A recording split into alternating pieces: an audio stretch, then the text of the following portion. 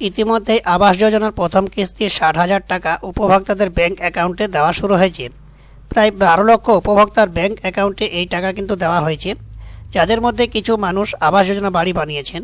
তবে এমনও প্রচুর মানুষ রয়েছে যারা কিন্তু এখনও আবাস যোজনার বাড়ির টাকা পেয়েও বাড়িটা বানাননি, বা যারা বানাননি বা শুরু করেছেন, বা যারা ইতিমধ্যে শুরু করেছেন তাদের বাড়িতে কিন্তু ইতিমধ্যেই পরিদর্শকরা সার্ভে শুরু করেছেন, প্রত্যেকের বাড়ি বাড়ি যাচ্ছেন, গিয়ে কিন্তু তারা আর এখানে কিন্তু তাদের চক্ষু চড়ক গাছ। বর্তমানে যারা এখনও আবাস যোজনার কাজ শুরু করেনি তাদের কিন্তু লিস্ট থেকে নাম বাতিল হয়ে যেতে পারে, দ্বিতীয় কিস্তির ৬০,০০০ টাকা তাদের ব্যাঙ্ক অ্যাকাউন্টে নাও আসতে পারে। তো বর্তমানে কাদের এমন হতে পারে এ নিয়ে আগে আমি একটি ভিডিও বানিয়েছি, আবারও কিন্তু আবাস যোজনার নতুন আপডেট উঠে এসেছে, সেটা আপনাদেরকে জানাবো। তো আপনাদের কাছে একটা ছোট্ট রিকোয়েস্ট, আপনারা যদি আমার চ্যানেলে নতুন হয়ে থাকেন তাহলে চ্যানেলটিকে সাবস্ক্রাইব করে পাশে রাখা বেল আইকনটি প্রেস করে অল নোটিফিকেশান অন করে রাখবেন, যাতে এরকম ভিডিওর ইনফরমেটিভ ভিডিও নোটিফিকেশান সবার আগে পেতে পারেন। তো চলুন শুরু করি। আবাস যোজনায় কড়া নির্দেশ, বাড়ি বাড়ি সার্ভে হচ্ছে। গত ডিসেম্বর মাস থেকেই আবাস যোজনার প্রথম কিস্তির ৬০,০০০ টাকা দেওয়া শুরু হয়েছে সরাসরি উপভোক্তাদের ব্যাংক অ্যাকাউন্টে। যে সমস্ত গরিব মানুষ যাদের মাথার উপর ছাদের ব্যবস্থা নেই, কাঁচা বাড়িতে বসবাস করেন, তাদেরকে পাকা বাড়ির ব্যবস্থা করে দিতে রাজ্য সরকারের তরফ থেকে আবাস যোজনার লিস্ট গঠনের নির্দেশ দেওয়া হয়েছিল। সেই অনুযায়ী রাজ্যে শুরু হয় আবাস যোজনা সার্ভের কাজ।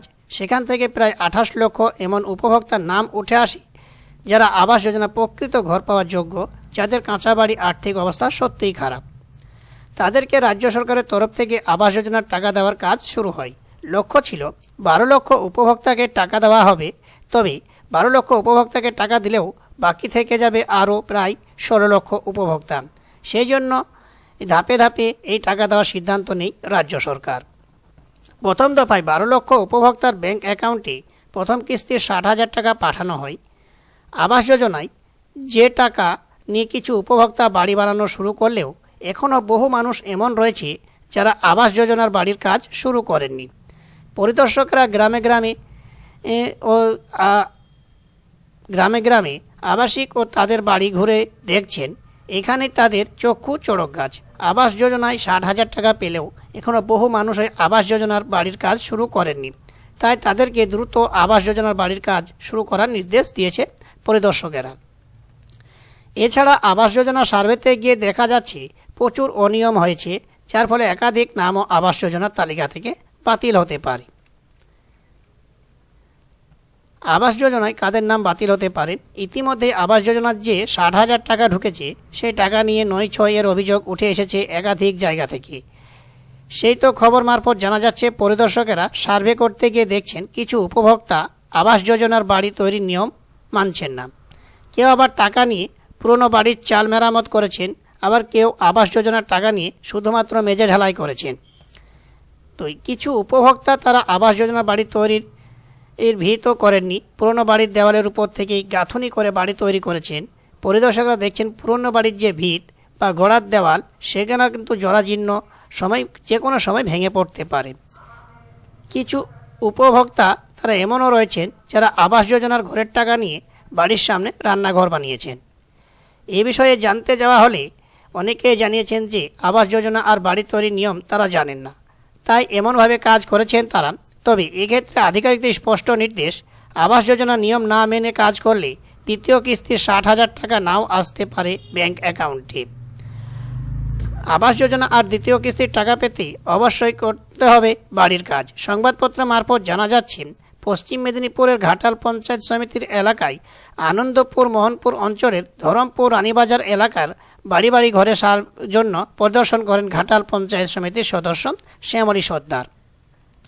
ঘাটাল পঞ্চায়েত সমিতি এলাকায় মোট আবাস যোজনার ঘর পেয়েছেন ৫,৩৬৪ জন, যাদের মধ্যে প্রায় ৬৪০ জন এখনও পর্যন্ত বাড়ির কাজ শুরু করতে পারেননি বলে সূত্রে মারফত খবর।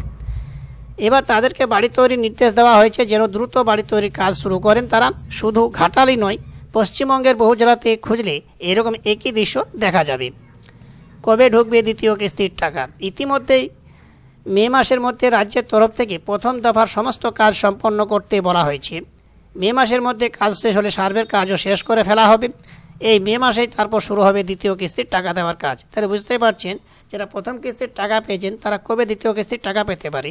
মে মাস পর্যন্ত যারা এখন পর্যন্ত বাড়ির কাজের শুরু করেননি, মে মাস পর্যন্ত টাইম আছে, তারা মে মাসের মধ্যে যদি কাজটা সম্পন্ন করে ফেলেন তবে দ্বিতীয় কিস্তির টাকা দেওয়ার কাজ শুরু হবে। মে মাসের সার্ভে এবং বাড়ির কাজ শেষ হলেই জুন মাসের দ্বিতীয় কিস্তির 60,000 টাকা ব্যাংক অ্যাকাউন্টে দেওয়া হবে নবান্নের তরফ থেকে।